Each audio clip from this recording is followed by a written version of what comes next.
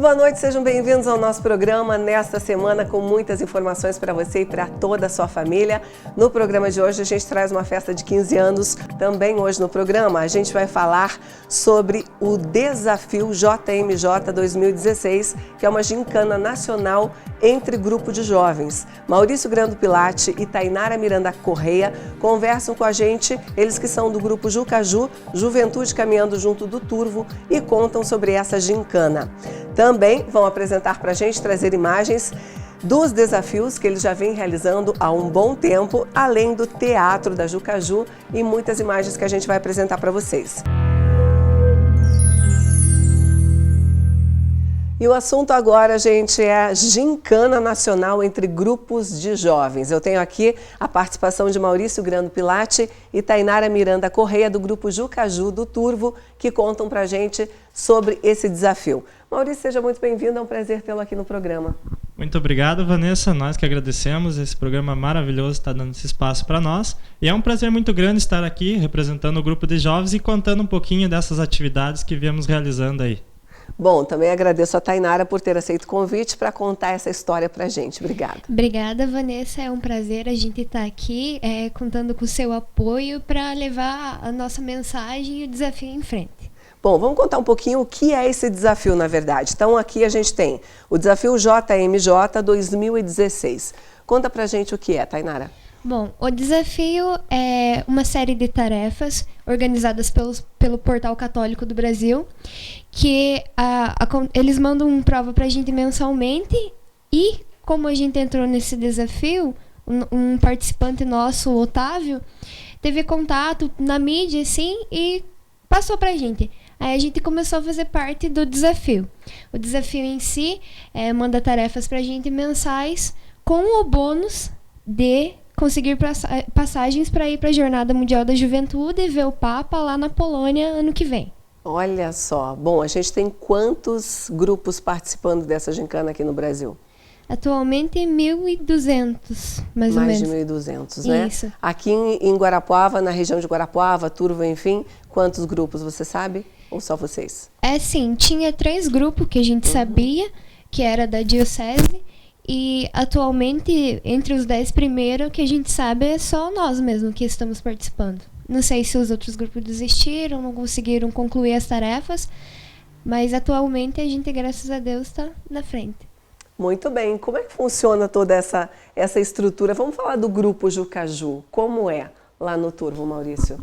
Nós temos nossos encontros semanais, todos os domingos após a Santa Missa. De noite a gente faz o encontro, discute alguns temas, faz atividades, recreação, visita famílias e tudo mais. E esse grupo já vem desde 1967, então já temos aí mais de 40 anos de grupo de jovens Jucaju lá no município do Turvo. Mais velho até que o próprio município. Então é um grupo de tradição. Começou com nossos pais, o meu pai participou, o pai da Tainara, então já vem de família em família, geração em geração, e trabalhando sempre essa questão espiritual e social, dentro da igreja e em toda a comunidade. O grupo vem desenvolvendo trabalhos muito bonitos e é maravilhoso, realmente. Bom, hoje quantos jovens participam do grupo? Atualmente temos cerca de 30 jovens participando ativamente do grupo, das atividades, tanto dos encontros como as atividades extraordinárias que nós realizamos, como teatros, participações em festas, animação, tem banda, tem tudo dentro do grupo de jovens. Olha que fantástico isso. Realmente poder interagir, poder participar é importante para o jovem, além do mais no mundo hoje, né? Onde tem várias ofertas diferenciadas que podem desestruturar totalmente, os grupos de jovens ajudam em muito a se manterem na linha, digamos assim, mas especialmente a se manterem equilibrados e espiritualmente também harmonizados, né? Para a gente contar um pouco dessa ideia de vocês participarem do desafio e essa meta de ir até a Cracóvia, qual é a maior dificuldade de tudo isso? São os concorrentes? Como é que está a classificação de vocês? Estão entre os 10 mesmo, como a Tainara falou? Então, dos 1.234 grupos inscritos do Brasil inteiro, atualmente o grupo Jucaju está em primeiro lugar. Olha que fantástico! Então, já está tendo um êxito muito grande nas nossas atividades e estamos ganhando atualmente 10 viagens para a Jornada Mundial da Juventude ano que vem lá na Polônia. Então, vamos levar o nosso grupo para lá, fazer esse passeio maravilhoso. Mas vale destacar que esse bônus vai vir só lá na frente, vai ser uma gratificação do trabalho que a gente vem realizando. Porque todas as provas, elas têm um cunho social para a gente trabalhar na nossa comunidade, desenvolvendo tanto nós como grupo de jovens, como a juventude e também toda a comunidade. São sementinhas que a gente está plantando na comunidade, que vão desenvolvendo, vão alcançando proporções cada vez maiores e vem desenvolvendo tanto nós como a nossa comunidade, ajudando as pessoas que participam conosco e conscientizando, levando informação, levando atividades diferenciadas para todo o nosso município e atualmente aí estamos em toda a nossa região. Bom, quando começaram as provas? Quando começou esse desafio, Maurício? O desafio, na verdade, vem desde o começo do ano passado. Na fase de pré-inscrição, nós tivemos a preparação de um videoclipe desafiando os outros grupos de jovens a participarem. Então foi a primeira atividade para movimentar, para esquentar, para começar essa interação entre a juventude do Brasil inteiro. E nós tivemos a preparação do videoclipe lá no Turvo de 30 segundos. Passamos aí quase 2 dias gravando e esse clipe ficou tão legal, teve uma repercussão tão jóia, passou em rede nacional para o Brasil inteiro, na TV Século XXI. Aí tivemos várias pessoas que acompanharam pela internet, entraram em contato com a gente. Então, antes mesmo de começar, nós já tivemos essa atividade muito legal que animou o jovem e já começou a mostrar como o jovem tem força de mobilização, de criatividade para desenvolver atividades da sua forma e levar uma mensagem de forma diferenciada, que é o poder que o jovem tem hoje em dia. Bom, vamos aproveitar que o Maurício está falando justamente desse videoclipe. A gente tem o videoclipe aqui para apresentar para vocês esse primeiro desafio, esse primeiro trabalho que ficou incrível. Olha só. Dzień dobry!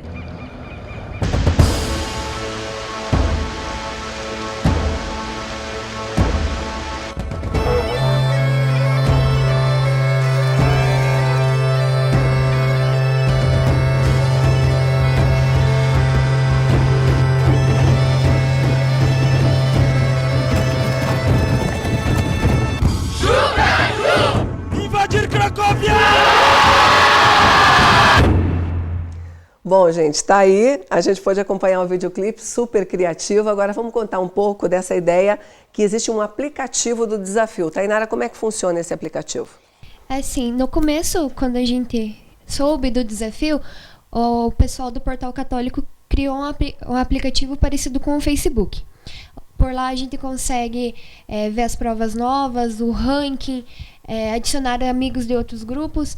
E a gente teve também como uma prova adicional nossos membros e nossos colaboradores. A gente teve mais de 300 pessoas que nos ajudaram através do aplicativo, que tem login, que a gente consegue, através desse aplicativo a gente conseguiu novos amigos, apoio de fora, de pessoas de Goiás, do Espírito Santo.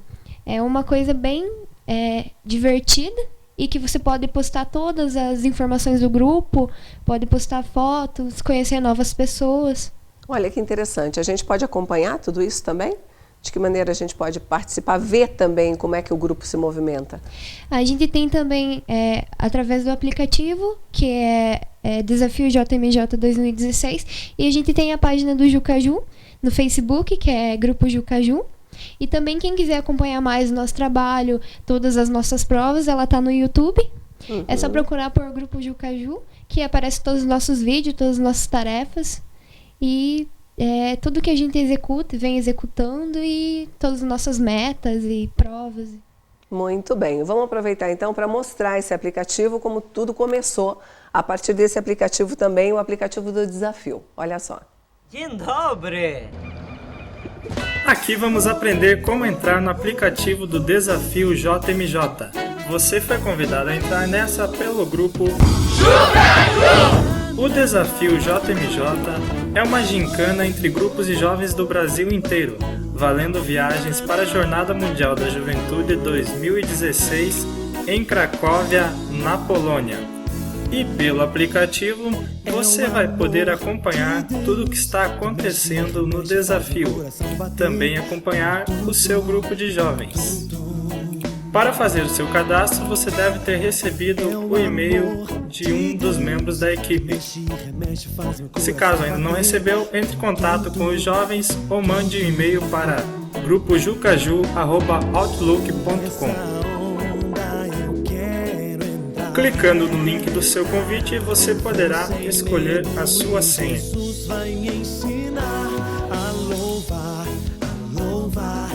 Quando aparecer essa página, é só tirar esta parte aqui em cima e dar um Enter, que você irá para a página de acesso do aplicativo. Ou digite www.desafiojmj.com.br. Para entrar no aplicativo, clique em Acesse aqui. Digite o seu e-mail e a senha escolhida. Caso tenha problemas com a senha, é só digitar o seu e-mail e pedir para resgatar e uma nova será enviada para você. Depois de fazer o seu login, você deve preencher alguns dados. Feito isso, estará concluído o seu cadastro. Você também recebeu um e-mail Jucaju te convidou. Aqui você encontra o link da nossa página e do nosso grupo de discussão.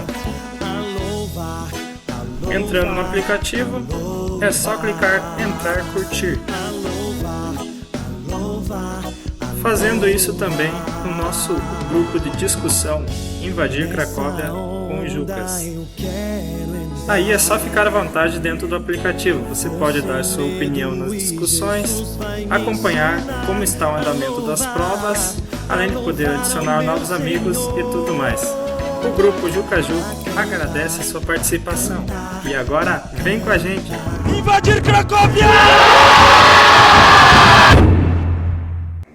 Muito bem, explicado aí o nosso aplicativo que a gente apresentou para vocês, vamos ver essa realização das tarefas.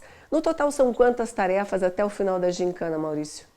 Nós vamos até a 9ª tarefa. 9ª. Em qual Isso. tarefa vocês estão agora? Estamos atualmente na 7ª tarefa. Olha, então, falta pouco. Estamos na reta final aí do desafio. Fantástico. Vamos contar da primeira. Qual foi a primeira tarefa que vocês realizaram? Nós tivemos a primeira tarefa lá na nossa paróquia mesmo. Foi a pesquisa da história da paróquia. Promovemos uma palestra sobre a história da igreja, desde os discípulos até os dias de hoje. Então convidamos uns palestrantes, eles foram, passaram essas informações. Também preparamos um mural de fotos, onde a comunidade trouxe as fotos que tinha em casa para fazer parte desse mural, trouxe documentos. Tudo que vinha fazer parte dessa história a gente registrou e depois montamos uma apresentação para toda a comunidade com esse material e com todos os resultados da nossa pesquisa. Certo. Bom, aí vocês puderam contar bem a história da paróquia, por isso que estão bem por dentro de como tudo começou e etc, né? Isso mesmo, tanto que a história da paróquia está relacionada com a história do município, né? Sim. Então acabamos que, além de explicar a história da nossa igreja, também mostramos como fundou o município, as primeiras entidades que tiveram no município, o hospital, as primeiras associações, então estava tudo relacionado também.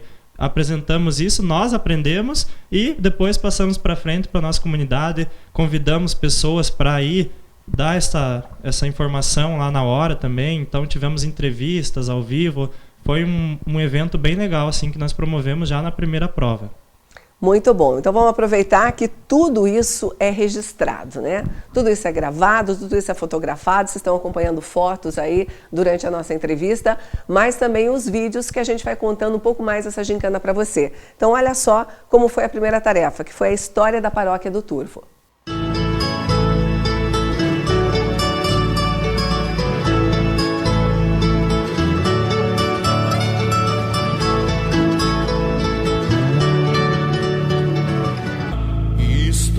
Rezando, Nossa Senhora Aparecida, que nos protege pelos rodeios da vida.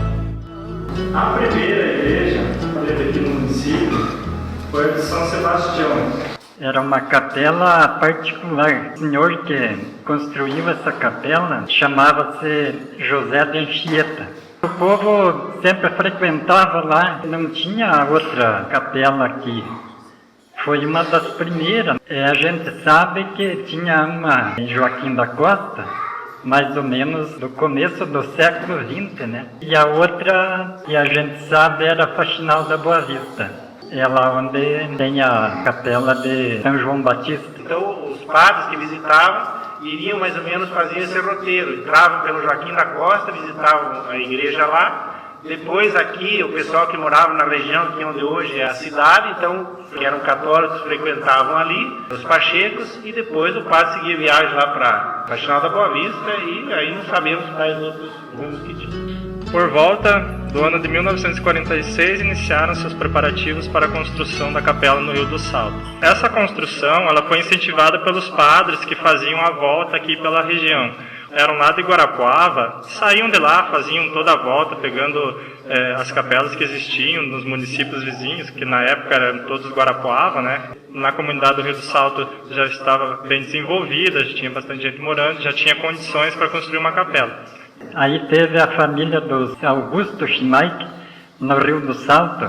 Ele falava para esse dono da igreja lá, para ele passar a igreja para Mitra, porque os padres falavam que se não fosse passado, eles não iam vir rezar missa mais lá. E ele tinha medo de ele não poder coordenar mais a igrejinha dele. Ele dizia, não, aqui a igreja fui eu que fiz, né, a terra é minha. Então o seu Augusto, nós íamos construir uma no Rio do Salto. E como ficava muito longe o pessoal do Turvo aqui, Arvoredo, né, se uniram e construíram lá a do Rio do Salto. E aquela lá, entre Pachecos e Arroio Fundo, foi ficando abandonada, né, os padres deixaram de ir rezar a missa lá. Quando veio o padre João Adolfo, ele pediu daí a capela para mudar lá para o Arroio Fundo. Então aí foi desmanchada essa igreja lá, e os Carrel, né, doaram essa capela lá para o Arroio Fundo, onde que foi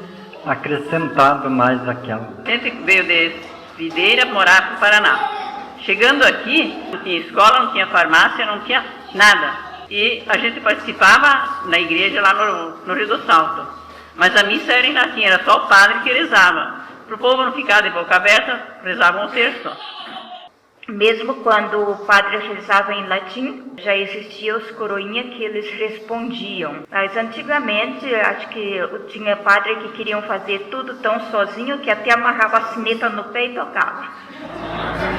No início da década de 1940, existiam duas comunidades religiosas, onde hoje é a sede do município do Turvo, que é a Igreja Presbiteriana do Brasil e a Congregação Cristã do Brasil. Quem era católico e morava aqui na sede, ou ia lá para a Capela de São Sebastião, ou ia lá para o Rio do Salto. Onde hoje é a sede do município, só existia uma igreja cristã, a igreja presbiteriana ainda. A luterana ainda se localizava na região do Rio Bonito, e depois é que veio se fixar aqui na sede também. E aqui no Turvo, o primeiro culto presbiteriano foi realizado no dia 14 de junho de 1914, na residência de Samuel Fiuza. Foram realizados os próximos cultos na casa do senhor Ernesto Hickley e do Jorge Neibert. O pastor que vinha no início era o reverendo Haroldo Henry Cook, que vinha de Ponta Grossa a cavalo. Ele vinha como os primeiros padres que vieram para cá, os primeiros pastores faziam a mesma coisa. Eles vinham de Ponta Grossa, passando por Prudentópolis, Manduri, ali a região do Guará, Guarapuava, Turvo, e eles faziam a volta, saíam por Telêmaco Borba e voltavam. A construção da nossa capela aqui começou em 1956. Mais uma vez, o incentivo à construção da capela deve um pouco à rota dos padres que passavam pela região e também por a comunidade já ter condições de construir sua própria capela. Em 1953 foi criado o distrito de Turvo, que pertencia a Guarapuava. Esse também foi uma das questões que incentivaram a construção da nossa capela, já que o Turvo já era distrito, já estava se encaminhando para ter um cartório, já estava criando corpo, precisava de uma capela também. Já foi feito reunião com um padre lá no Rio do Salto. Foi formada uma diretoria lá com pessoas que moravam aqui, que participavam das missas lá, e essas pessoas aqui deram encaminhamento. A capela iniciou a construção em abril de 56, ela foi finalizada em dezembro de 1957, que foi feita a missa de inauguração. Então demorou mais ou menos 1 ano e meio para ser construída essa capela. Eles já começaram a desenvolver as atividades religiosas também, né? As primeiras missas, elas foram rezadas ali na casa do seu Gabriel Pilate. Primeira missa foi na casa do senhor Gabriel Pilate, em 29 de abril de 1956. O interior da capela, ele foi pintado por artistas vindo lá de Santa Catarina. Eu lembrei assim, de mais criancinha, né? Era o presépio vivo, a Coração da Nossa Senhora, terço também, né? Que rezava-se todos os dias. Uma vez a mãe pediu para nós, eu e a Helena, vir comandar o terço ali, porque ela não podia vir. E ela disse que era pra gente começar no horário, né? 7 horas era o horário. Chegamos ali e só nós duas dentro da igreja, da capelinha aqui. Aí a Helena abriu o livro, anunciou o canto lá, página tal, canto tal, só nós duas.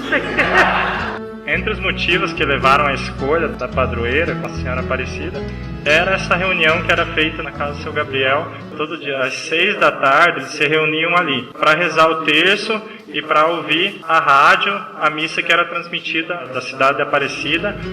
Quando foi criada a paróquia de Santana, em Guarapuava, em março de 1968, o turvo passou a pertencer a ela. Antes, o turvo pertencia à paróquia Nossa Senhora de Belém, pertencia à diocese de Ponta Grossa. Em 1966 foi criada a diocese de Guarapuava e em 1968 foi criada a paróquia de Santana e o turvo passou a pertencer à paróquia de Santana. A partir daí, o padre João Adolfo dedicou-se ao turvo efetivamente até 1979. Daí na paróquia de Santana tinha o vigário, tinha o padre Adolfo e o irmão dele. E daí o padre João Adolfo Barentes, ele veio e se dedicou especificamente ao turvo. O padre Adolfo, quando ele chegou aqui, ele criou, na década de 1970, a Associação Nossa Senhora Aparecida. Daí, através da associação, foram criadas algumas outras entidades aqui no município. Foi criada a pré-escola, que foi chamada de Jardim do Joãozinho. Foi feita uma sala primeiro ali, onde funcionou o jardim, e daí teve um tempo que foi os dois, a sala do jardim, né, e o salão de madeira, aquele dito antigo salão, né. Daí depois foi desmanchado o salão e aumentado o jardim ali, né. Também nessa época foi organizado um posto de saúde, que hoje se tornou o Hospital Bom Pastor. Para o trabalho na catequese e na instrução da comunidade, trouxe as irmãs da Congregação Beatíssima Virgem Maria. E acabou que também as irmãs, elas participaram da educação do município. Nas escolas, elas ajudavam, quando era o grupo escolar ainda de Madeira. Acabaram fazendo um trabalho comunitário muito importante. Preocupando-se com os produtores rurais, o desenvolvimento agrícola no município, o padre João Adolfo foi atrás de pessoas para desenvolver as atividades agrícolas, para orientar os produtores. Então foi criada naquela época a Associação dos Hortifruti Grangeiros. No final da década de 1970, a Capela de Turvo recebeu uma imagem facsímile de Nossa Senhora Aparecida.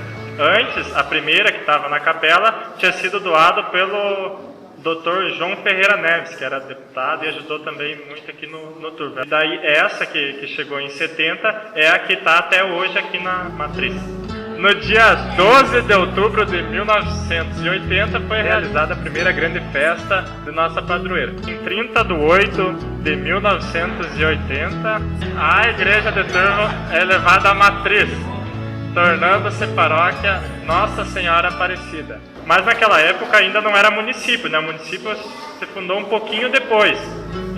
No mesmo dia, foi nomeado o primeiro vigário da paróquia de Turvo, o padre Agostinho, e o seu coadjutor, o padre George. Os dois ali, o padre George, que também era indiano, e o padre Agostinho foram os primeiros a trabalhar aqui na paróquia. No mesmo dia também foi feita a missa de posse do primeiro vigário da paróquia Nossa Senhora Aparecida. Uma missa campal na lateral da capela, né? Nos primeiros meses de nova paróquia, os trabalhos transcorreram normalmente, porém, no início de 1981, teve uma crise e acabou que os padres foram embora, as irmãs também foram embora, e a paróquia ficou um tempo sem padres e sem irmãs. E depois vieram os padres marianos, vieram lá de Curitiba, provisoriamente trabalhar aqui. E acabou que depois de um ano que eles estavam aqui, eles efetivaram e estão aqui até hoje, né? Daí nessa época aí, entre a fundação da paróquia e os padres ali que chegaram, nós estávamos com o casamento marcado, de repente sumiu o padre, sumiu tudo, né? Veio o padre José ali, dar umas assistências aqui, já tinha combinado o casamento com ele. Daí nesse meio aí, chegou o padre Edmundo, daí que foi o primeiro mariano. Veio direto da Polônia para cá, e aí foi realizar nosso casamento. Daí já viu, né? Ele não entendia direito, nós não entendíamos direito, mas valeu. Em 3 de janeiro de 1982, o padre Edmundo tomou posse como vigário, em missa campal. Com seu estilo empolgado, deu continuidade ao trabalho espiritual e logo, juntamente com a diretoria da Matriz, iniciou os preparativos para a construção da nova igreja Matriz. Então, nessa época, se efetivou os padres marianos aqui no Turvo. No dia que foi desmanchado a capela, alguns dias antes eles avisaram: nós vamos bater o sino, vai reunir todo mundo aqui e a gente vai começar a desmanchar. Muitos anos atrás, eles tinham criado aquela capela, de repente, vamos desmanchar e vamos começar uma nova. Então, muita gente se emocionou, chorou na hora e começaram a desmanchar, mas era preciso, porque ela era muito pequena, já estava com a madeira bastante estragada e precisava de mais espaço. Já era uma paróquia, então precisava de uma igreja maior. O início da demolição da antiga igreja matriz se deu em outubro de 1982.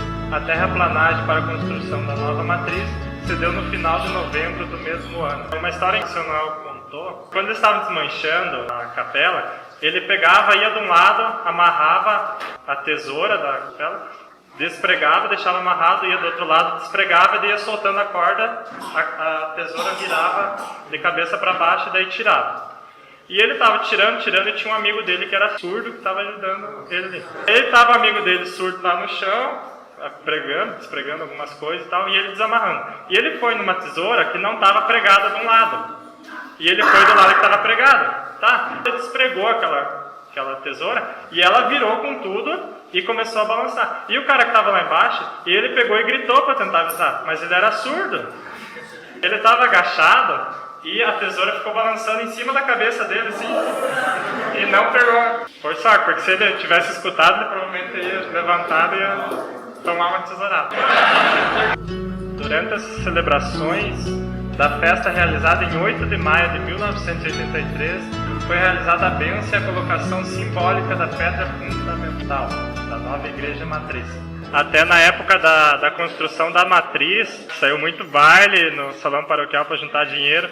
O padre Edmundo conseguia roupas que vinham lá da Holanda. A dona Joaquina contou que ela pegava, subia no jipinho do padre e saía para as cidades vizinhas para vender essas roupas para conseguir dinheiro para a construção da matriz.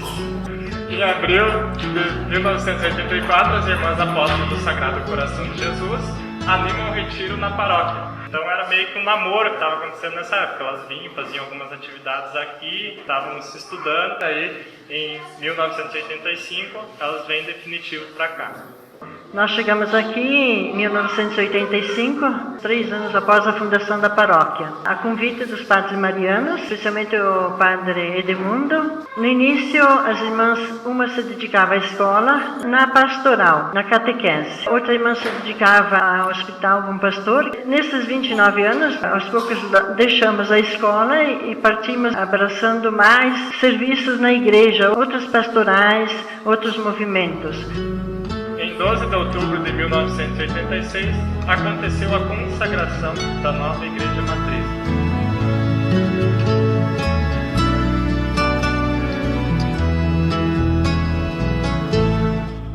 Estou rezando, Nossa Senhora Aparecida. Gente, voltamos com a participação no programa hoje de Maurício Grando Pilate e Tainara Miranda Correia, do grupo Jucaju. A gente está conversando com eles sobre a gincana nacional entre grupos de jovens. E esse grupo do Turvo Jucaju está em primeiro lugar nesse desafio JMJ. Então, eles têm essa expectativa de serem os vencedores e de poderem visitar o Papa irem até a Polônia, na Cracóvia, e fazer essa visita também, né, Maurício? Como é que está a expectativa de conseguir realizar? De 9 provas, vocês já fizeram 7 e estão em primeiro lugar.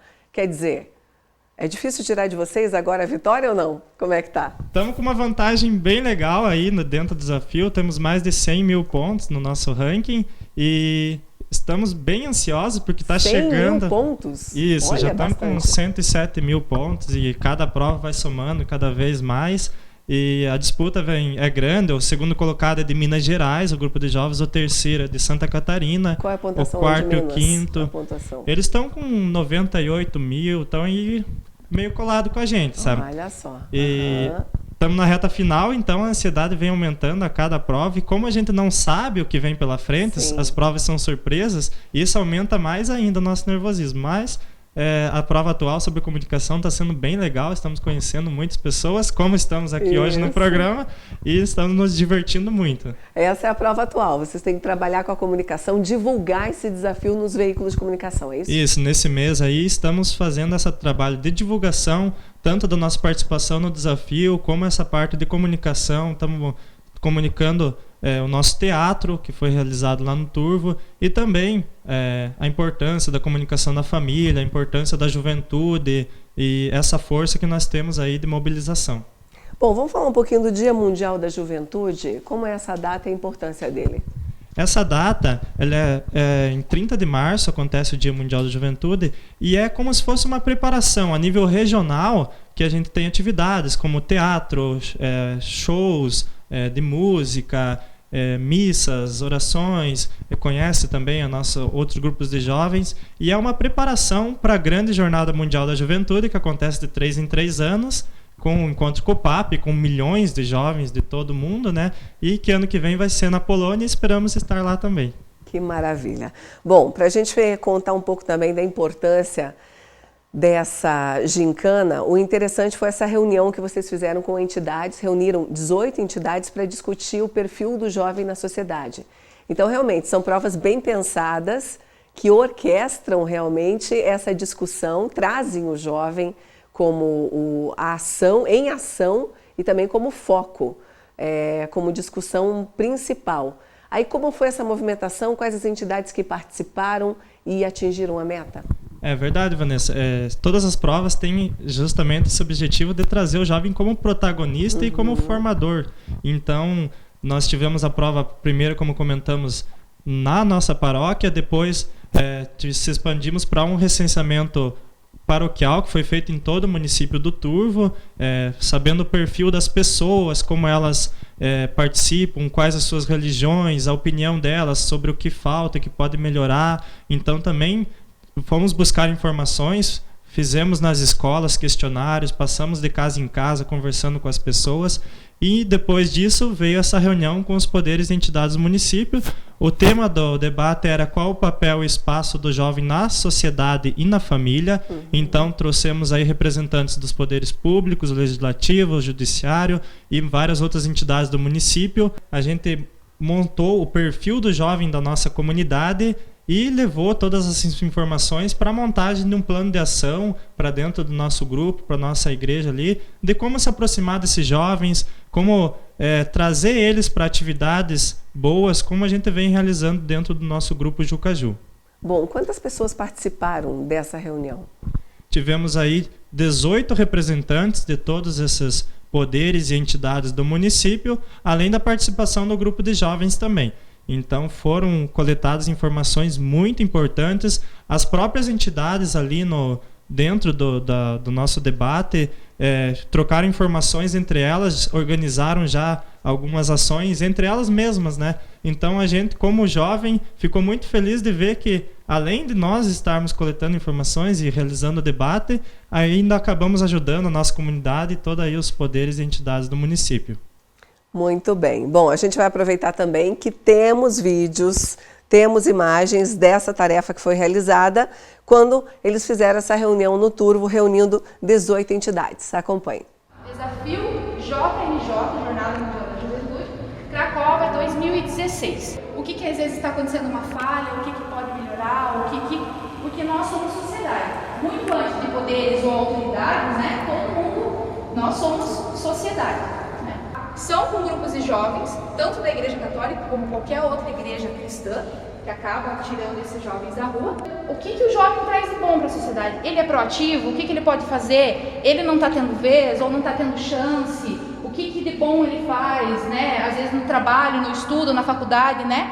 Então, vê o lado de vocês em relação dentro dessa entidade, tá? Só para vocês entenderem, o Jucaju, a gente se divide em 3 pontos, né? Principal, espiritualidade. Segundo, que a gente sabe que o jovem ele tem que sempre estar em movimento, que é a questão de cultura e lazer. E a terceira parte é o social. O poder executivo, na realidade hoje, a grande preocupação não só da nossa comunidade, mas do mundo inteiro, é que nós tenhamos mais políticas públicas que sejam destinadas à juventude. Estudo, lazer, primeiro emprego, um ombro amigo, uma luz que conduza, alguém que mostre o caminho para eles. E também os que conseguem ingressar no Exército têm uma formação direcionada ao civismo. Infelizmente, o Turvo, por suas características, é município não tributário. A gente está aí à disposição, a Câmara está aberta para apoiar. Temos um projeto que até queremos ver se esse ano dá certo de colocar em prática. Então, a Câmara é mais ou menos isso. Né? Então, nós queremos fazer essa cartilha para explicar, né, como que funciona, o que pode ser feito, de que maneira. Para fazer essa divisão, eu coloquei a idade a partir de 14 anos até 25 anos, delimitei. E o tempo, 1 ano, no último ano, 2014 até a data de ontem. Desses 86 autores, 10 eram menores de 18 anos. E 17 entre 18 e 25 anos, 19,76%. Em um ano, 31% dos autores de alguma atitude ilícita são jovens. É 1/3 das ocorrências policiais. Em primeiro lugar, no município de Turvo, né, são infrações de trânsito cometidas por jovens. Na maioria delas, adolescentes sem habilitação, menores de idade ainda. Em segundo lugar, vem o consumo de bebida alcoólica em via pública. E em terceiro lugar, lesão corporal. O que a gente pode observar é que, às vezes, a família, eles aprendem em casa. Às vezes, o próprio pai ensina o adolescente a dirigir. E eles, assim, sem perceber, eles estão iniciando o filho deles numa atividade ilícita, que é ilegal. E que realmente é importante, como de jovens ou assim algum que desenvolva alguma atividade que ocupe esses jovens, que tire eles das ruas, né? Com certeza devem ter muitos talentos aí nas esquinas sendo desperdiçados.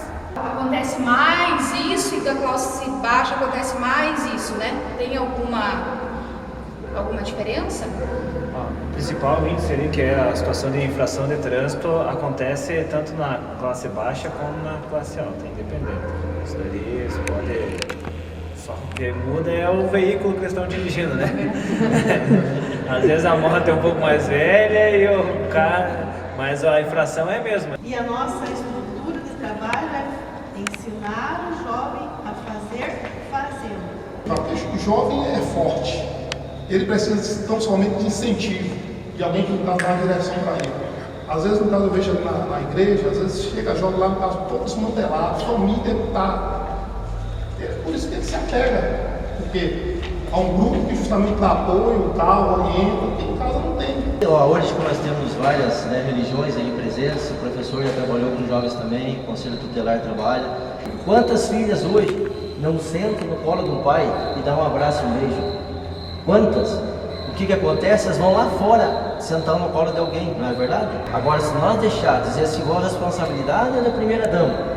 Responsabilidade lá, os vereadores têm que se virar, o conselho lá, né? Tutelar se vira, os soldados que vão lá e façam a parte deles, né?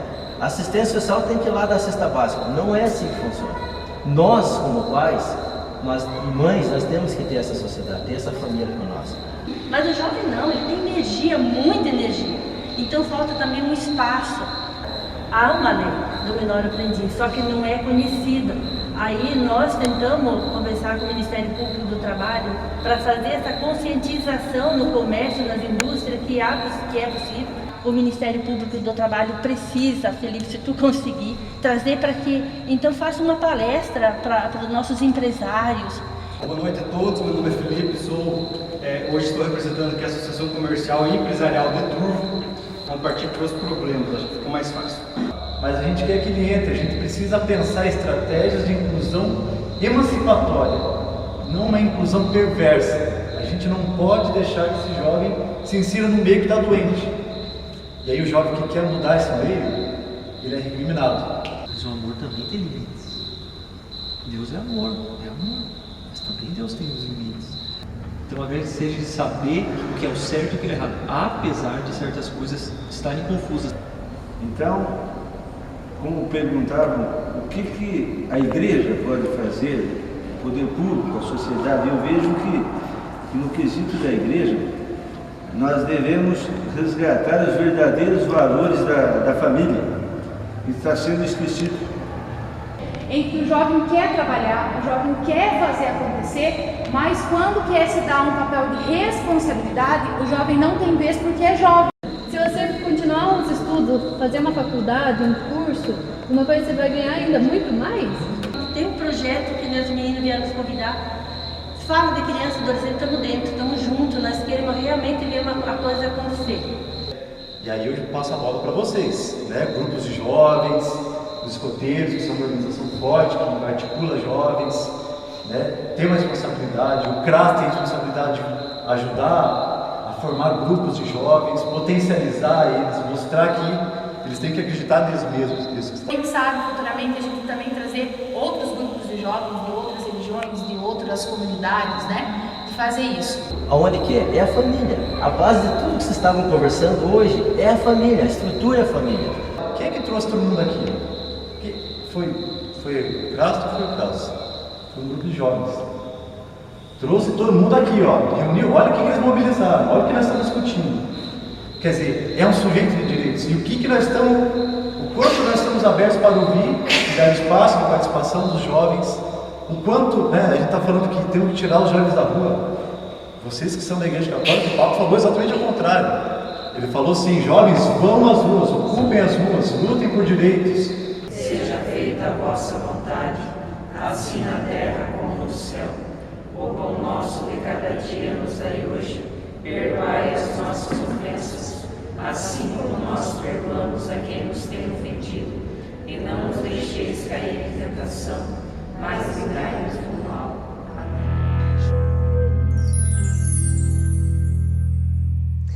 E agora vamos conversar com a Tainara contando pra gente da tarefa que foi realizada no mês de abril. Fizeram arrecadação de materiais recicláveis. Tainara, como é que foi isso? A gente reuniu toda a comunidade, as pessoas que estão nos ajudando e para arrecadação de material reciclável. Aí a gente pediu ajuda para as escolas, para as crianças. Cada lugar que a gente passava tinha uma pessoa nos ajudando. E nisso, quando a gente foi fazer a coleta, além de passar a proposta para as escolas, a gente foi fazer a coleta no município. Se tinha alguma na rua, no lixo, a gente passou fazendo a coleta. E nisso até foi muito interessante, porque a gente passava em algum lugar, passava um monte de criança correndinho. Vocês estão pegando pet? Aí a gente falava assim: então dá pra gente, a gente precisa levar pra escola, a gente quer ganhar uma gincana. Então, porque a gente fez a proposta para eles que as salas que arrecadassem mais ganhavam uma gincana, com uma recreação, com cunho social, e o que era feito, os brinquedos que podia fazer com material reciclável. Até a gente fez uma exposição com os materiais recicláveis, que era uma das etapas da prova. E, nossa, muita criançada que viu o brinquedo queria levar para casa os brinquedos reciclável que a gente tinha feito. Então, foi uma prova, assim, que mexeu com, digamos, a diocese inteira, porque o pessoal do Pinhão ajudou a gente, Goiuxim, aqui de Guarapuava também ajudaram a gente. E, então, foi uma prova, assim, muito divertida também. Olha e só. Que a gente teve apoio total de toda a comunidade, toda a entidade que estava presente, e a gente conseguiu um apoio. Quanto que vocês conseguiram arrecadar, Maurício, nessa brincadeira de arrecadação aí? Essa brincadeira séria que a gente fez, né? Super séria. Isso.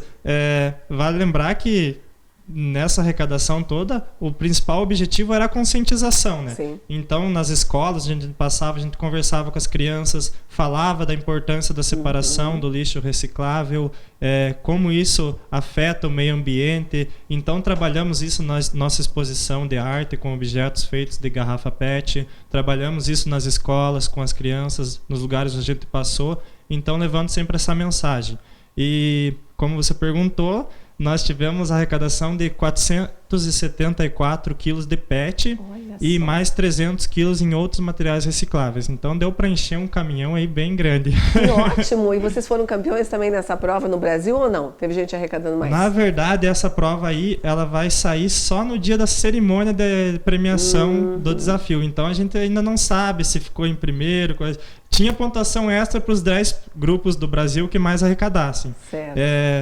Eu sei que o grupo que ficou em segundo lugar conseguiu quase 900 quilos, então a gente já não ficou em primeiro. Sim. Mas conseguimos uma boa quantia também, e creio que, além de valer pontos para a gente no desafio, foi muito importante pela limpeza que fez aí na nossa cidade e também a conscientização.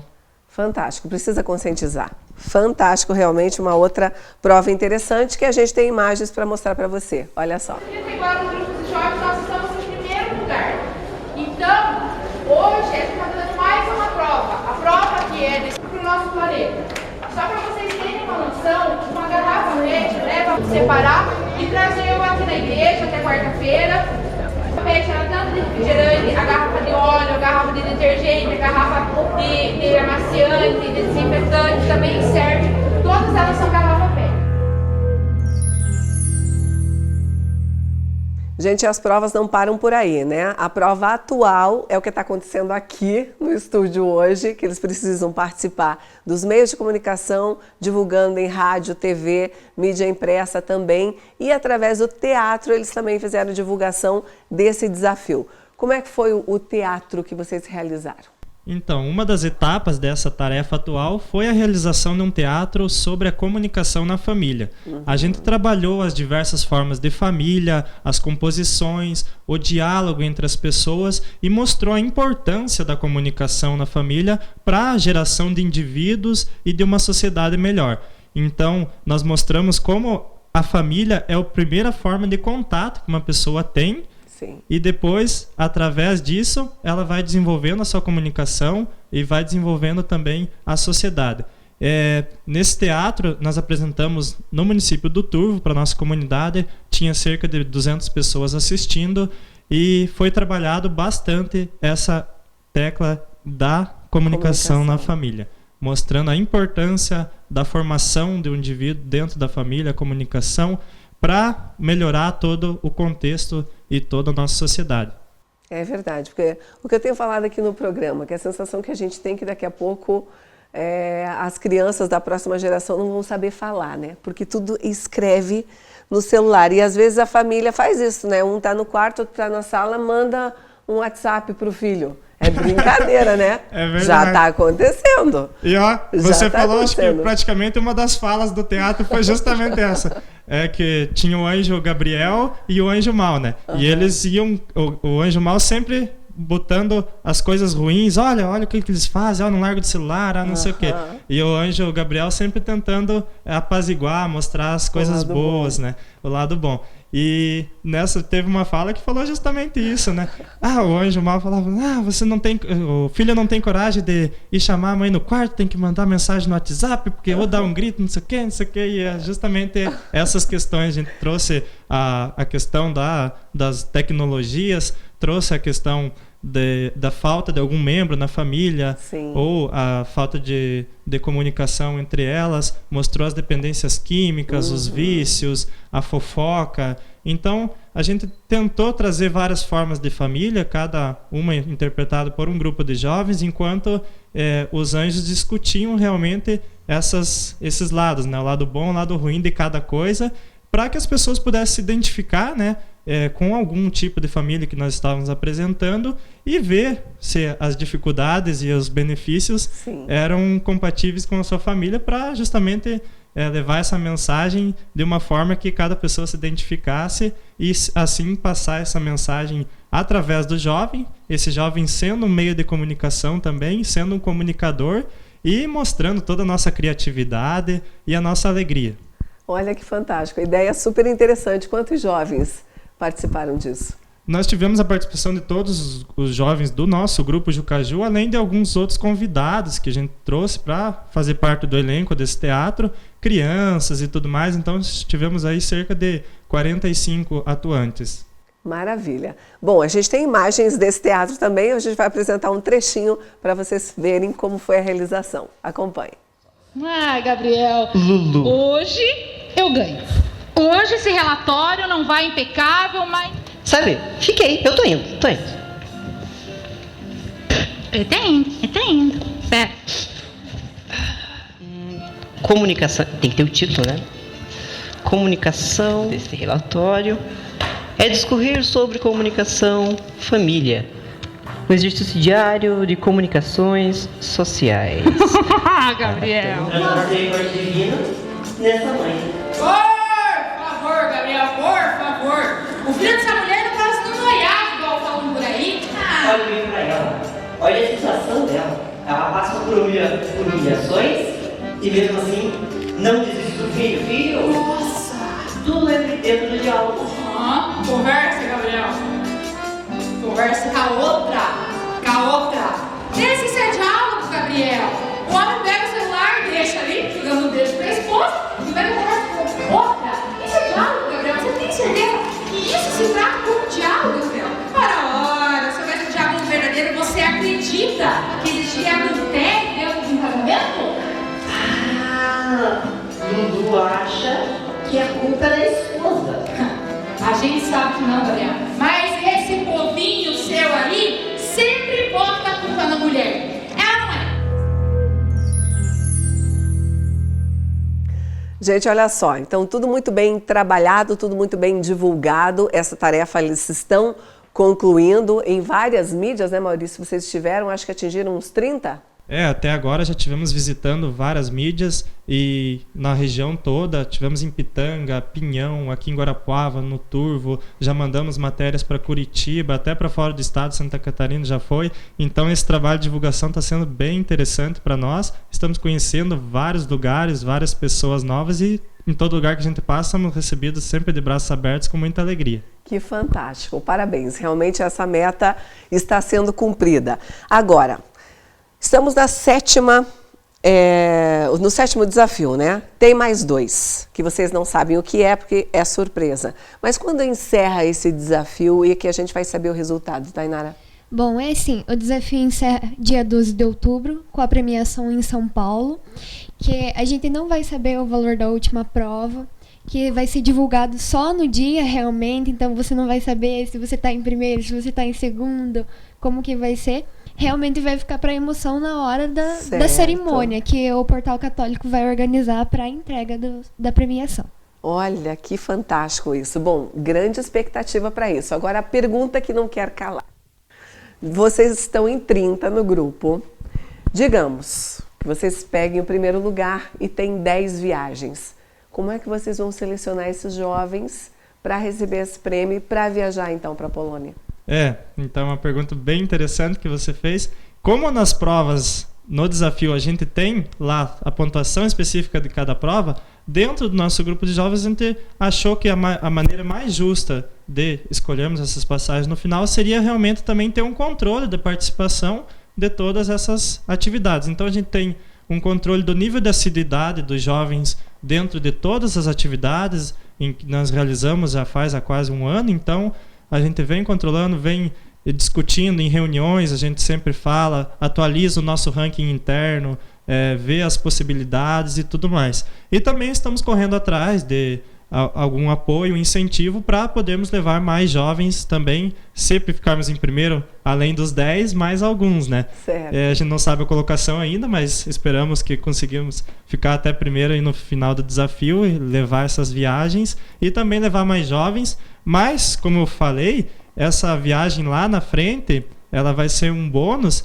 e as atividades hoje, como a experiência, por exemplo, hoje, participando de um programa de TV, estar aqui com você, são experiências muito boas que nós estamos vivendo nesse desafio. São coisas novas que nós estamos aprendendo, então todo o grupo, mesmo que não possa viajar lá no final, já foi uma experiência maravilhosa, foi uma coisa muito boa e produtiva nas nossas vidas. Verdade. Agora, essa realização do sonho também de poder viajar para a Polônia, quanto tempo ficarão na Polônia? Como é que vai acontecer essa programação? Você já tem acesso a isso? Isso. A jornada acontece em julho de 2016, em Cracóvia, na Polônia, e ela tem duração de mais ou menos uma semana.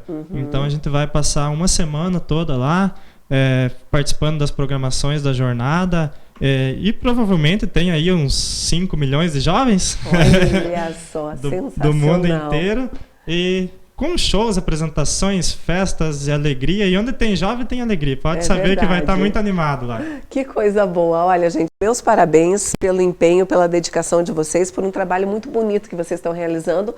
Como você mesmo falou, né, Maurício, se atingir ou não a meta final, o que vocês plantaram, com certeza vai ser colhido com excelentes frutos pelo que vocês realizaram.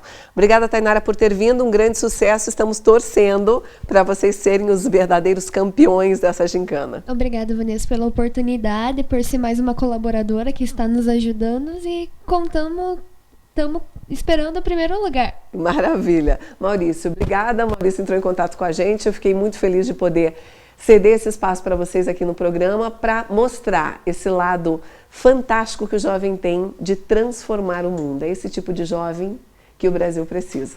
Parabéns, obrigada por ter vindo. Muito obrigado. É essa mensagem que a gente queria deixar aqui hoje mesmo, a força do jovem.